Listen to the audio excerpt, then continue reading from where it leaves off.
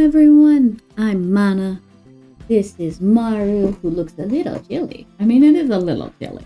There you go. Have a blanket. You're cute. And we're back with more of the letter. When we last left off, we finished Rebecca's tragic ending to her chapter. She is either dead or in the hospital. We'll find out later, I suppose. So now we're starting an Ashton's chapter. Also, you guys like my new hoodie?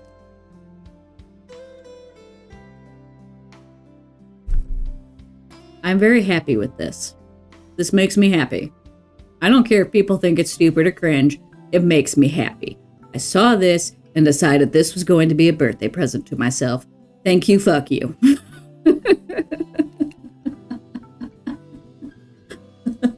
I love Invader Zim. I used to have tons of Invader Zim merch. And then I lost my mind over the years and got rid of it all. And now I'm like, why the fuck did I do that? Why did I get rid of stuff that made me happy? That was fucking stupid. So I saw this. And it's so soft and cozy. The fucking zipper kills me. That's hilarious to me. But I'm happy. My only complaint is it doesn't have a tail. I wish it had a tail. My only complaint. Anywho, getting into Ashton's story, let's read our journal. October 30th. Wow, the day before Halloween. Trapped and with nowhere else to go, Rebecca called the one person who always had a special place in her heart. All to say thank you, if only one last time. Why she didn't tell him, hey, this is the situation I'm in right now, probably not coming home. Why? Why would you not tell him? 2 nights ago, you were so desperate for him to believe you. And then instead of telling him, you just, hey, thanks, fuck you, bye. All right. Ashton Ashfray. Birthday, December 26th. Capricorn, 29 years old. Height, 5'5". I'm still fucking jealous. Occupation, detective inspector. Nationality, American Japanese. Religion, Christian, non-practicing. Education, bachelor's degree in forensic science. Likes Hayaki ice cream. Shirley, Ophelia, whoever Ophelia is. Old-timey action movies and thrillers. Kart racing, jazz and swing, Sherlock Holmes, and justice. There was little love between his parents, and although he grew up privileged, he found little joy in student life.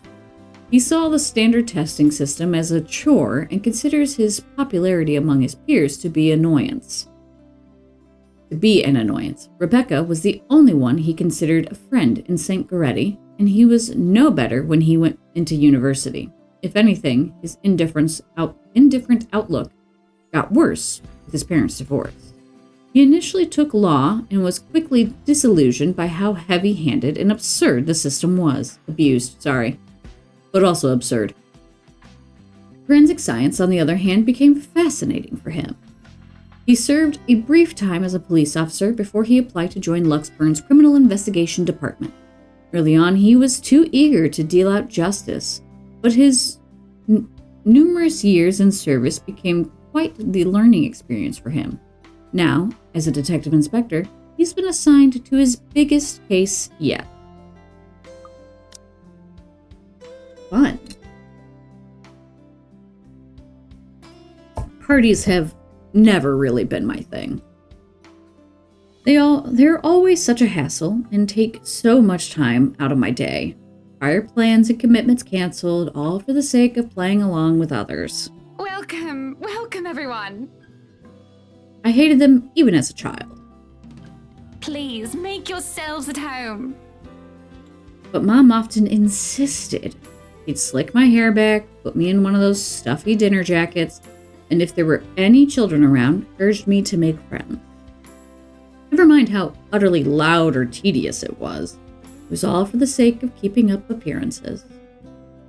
To some extent, lies have already surrounded me, long before I've chosen what I wanted to do with my life. Luckily, there were easy ways to tune everything out, and much to my mom's frustration, I always managed to sneak my CD player along. I kept to myself and to my music, had my own little world, until I learned to observe. It's a simple matter of awareness, really. And for someone with keen eyes, as a skewed necktie or a simple flick of wrist alone could tell volumes about a person. I still don't like parties, especially ones as big and fancy as the Wright's housewarming. However, when there's actual reason to go to them, I figure they're not too bad. Be careful with Shirley, all right? Besides, like it or not, it's all part of the job. I'm here on a mission. One that has the name Luke Wright plastered all over it. You'd think the man would want to remain inconspicuous after his name was linked to several high-profile crimes across Luxbourne. Granted, most of them have gone cold over the years, having stagnated without any lead or evidence, but that still doesn't make him any less suspect. Yet here he is, throwing a party in his own backyard. Although, having observed the man this past year, I'm not even shocked. He craves it, the damn spotlight. Constantly yearns for attention like a neglected puppy. It doesn't take a genius to figure out why he's nowhere to be found in his own party. But that's not the problem here. What pisses me off is how far his reach extends. How close he has creeped into the lives of the people I care about. That is unfortunate, Ashton. Again, like a stubborn itch you can't be rid of. First, Professor Clark. Then there's Isabella. I also spotted Z-Man here a while ago, and now there's also Rebecca. Can't you at least act with a bit more shame? You did, bitch. Becca, if I find a single scratch on Shirley, there will be hell to pay. There will also be hell to pay if he so much as harms a hair on either Zach's or Rebecca's heads. What about Isabella? Worrying about Isabella's brief dealings with him is stressing in itself already. I doubt he'll attempt anything in front of other people, though. It would tarnish his glorious reputation, and he values appearances more than anything. That doesn't necessarily mean he isn't capable of it, more than, in fact. And on the off chance he does something, I wouldn't be responsible for my actions. Those guys know what they're doing. They're handling cars worth more than your precious Shirley.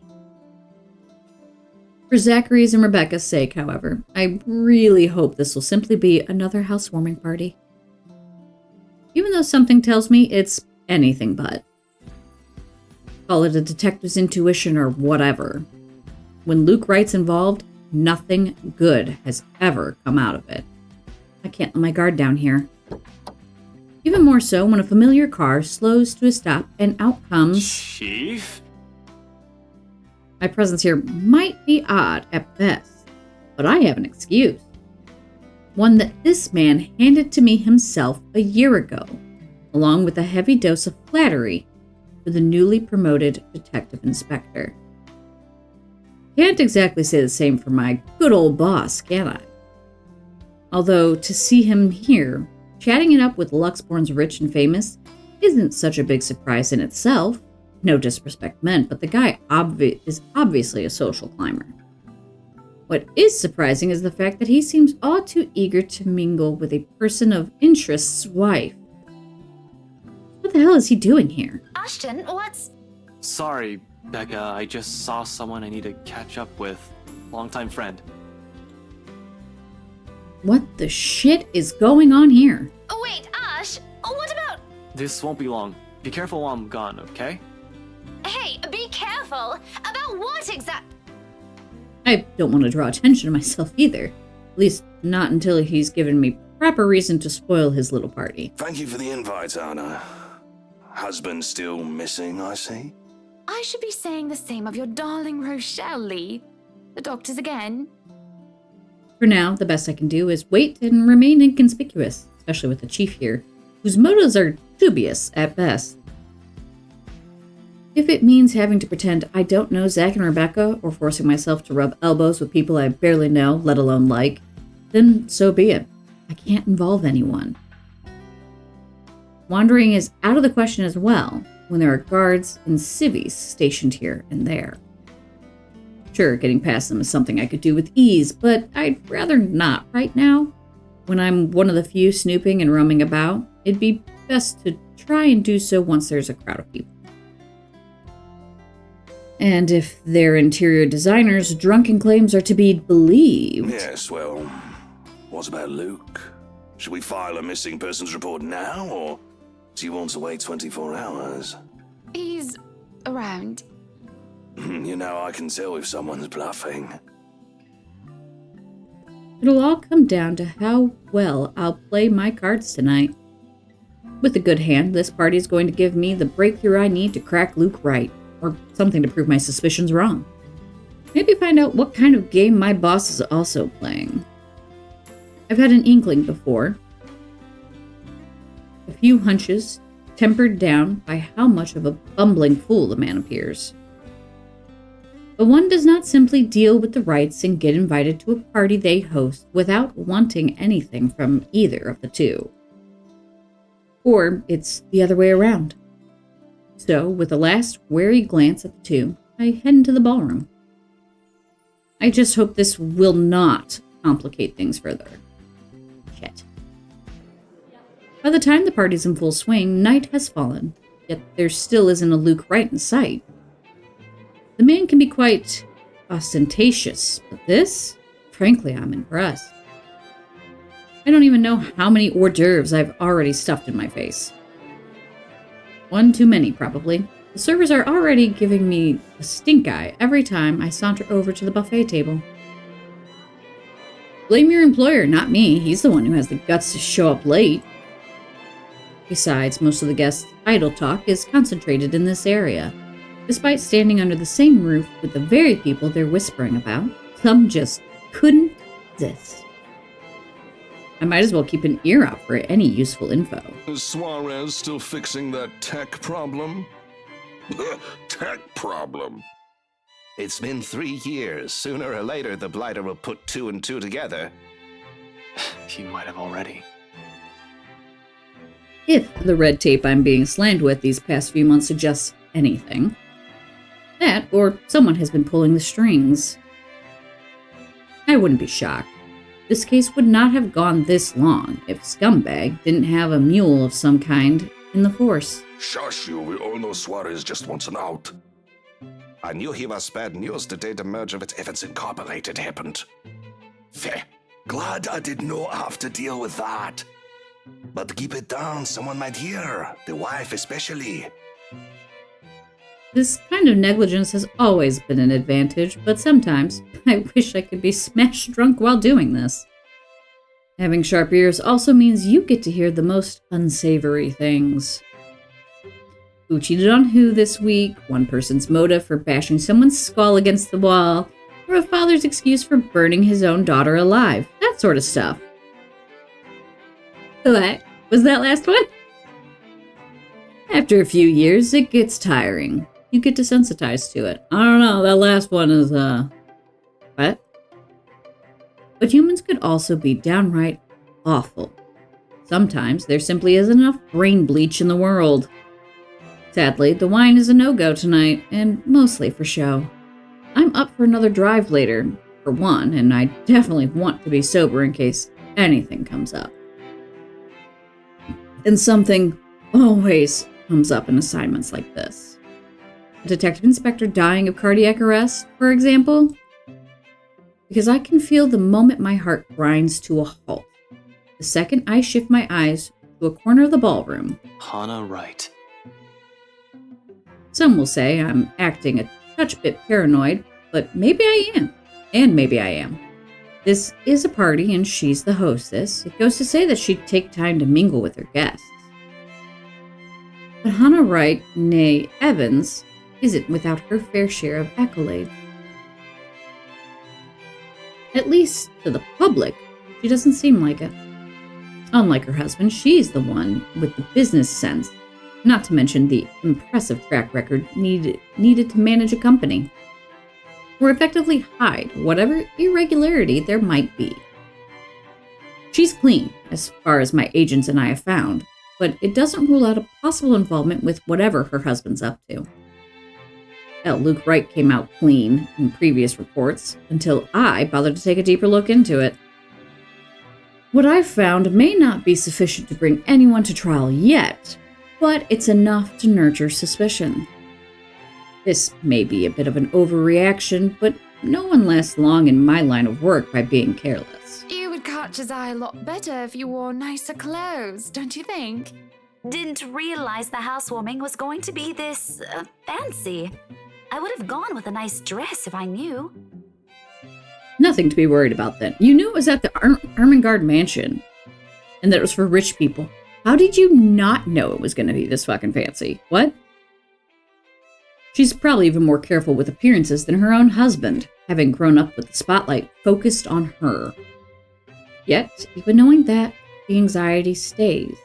It's been here since the party started. I've brushed it off earlier. Who wouldn't feel edgy, right? I've gone undercover in a party hosted by the very person I'm investigating. That, in itself, is risky and has plenty of rooms for error. Yeah, well, you're in a mansion. There's plenty of rooms for everything. A dumb hiss. Usually, though, the tension passes around the first half hour or so. I've been trained to remain composed in situations like this. However, with each second I spend here, it only grows heavier and seeks to overwhelm. An odd feeling that someone is watching me instead. Hi, honey. It's been like this since last week, but I should already be used to this. People would be looking at me, no matter how small or big of a blip I am on their radar. That's what they do in these things. But when the feeling of eyes burning into my back lingers longer than necessary, I've been looking around every now and then to catch the culprit.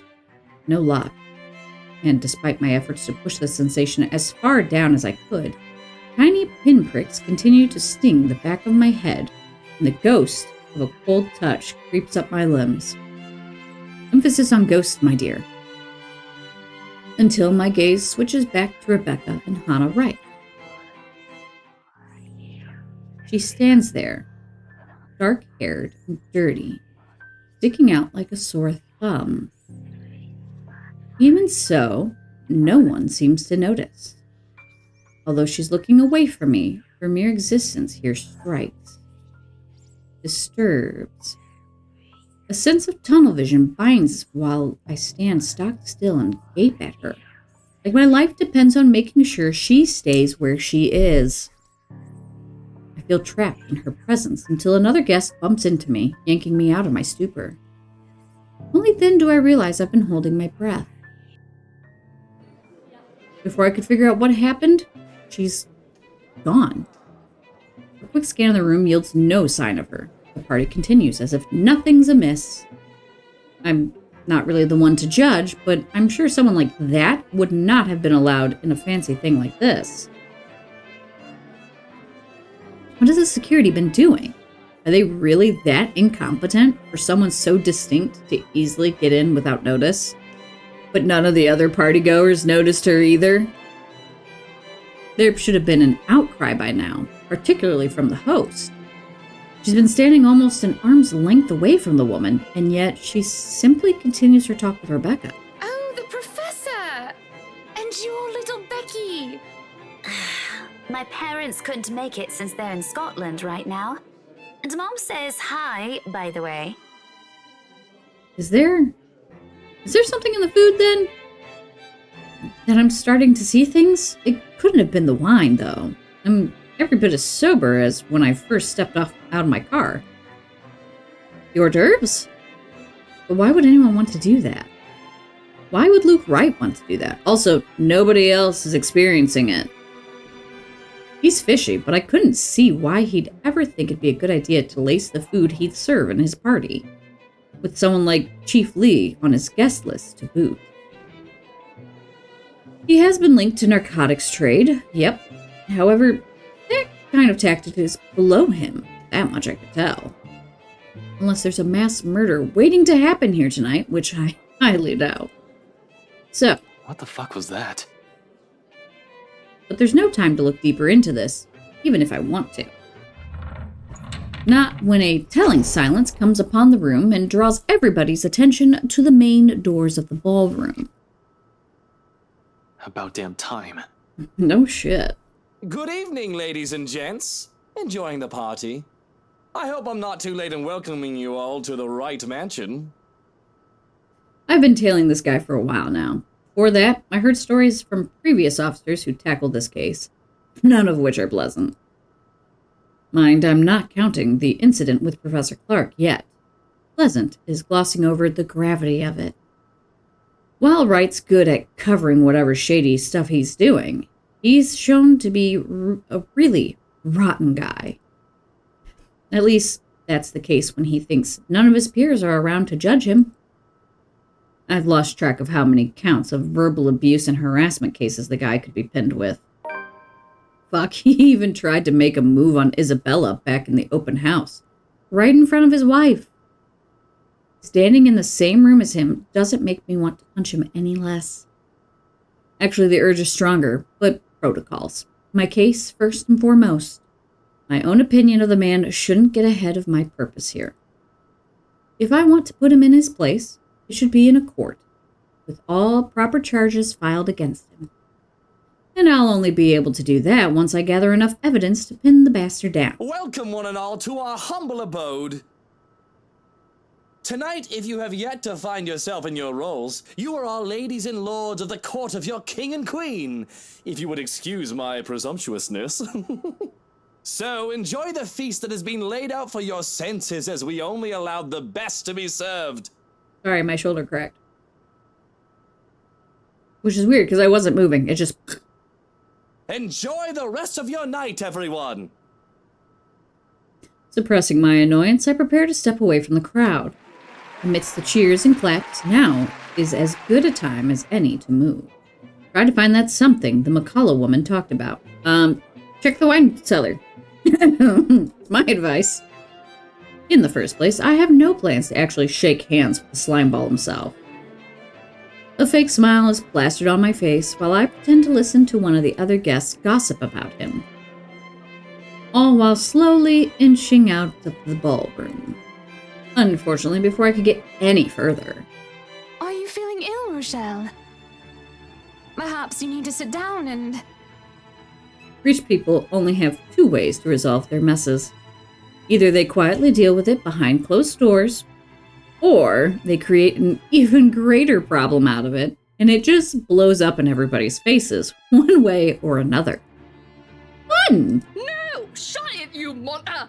I ain't talking to you! I'm talking to this scumbag over here! You bloody bastard standing there with your smarmy smile! Not even a few seconds in, and this is already proving itself to be a big public spectacle. Why spend money on a television to buy daytime soap operas? You could just go to one of these parties and see the action unfold in real life. You get free food, too. Really, if I were an actual guest, I'd just take this as some sordid form of amusement. Watch your tongue! You're on thin ice, Rochelle. Where's your husband? Who even invited you? But I'm not a guest who's here for a good time. You also didn't recognize that that was your boss's wife? I need to focus on him, even through this whole sorry tale.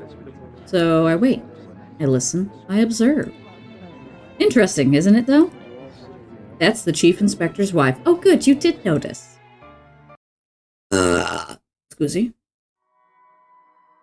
Oh, wow, that went by super quick. All right. I'm going to call it here, and when we come back, we will continue on. It feels like a good stopping point. I wonder if that silver car down there is Shirley. I feel like his car would be red, though. I don't know why. Just a feeling. Anywho, I'm going to call it here. No updates for you guys just yet. I'm not going to have any for a while. Sorry. I'm doing a lot of pre-recording. So, I did notice YouTube has a community tab now. So I can post my little updates from surgery there. So if you're interested in getting updates to my surgery as, well, not as they happen, but you know, if you're interested in those, you can go to the community tab, and hopefully by now I'll have posted some updates for you guys. Loki's hiding from Boyo.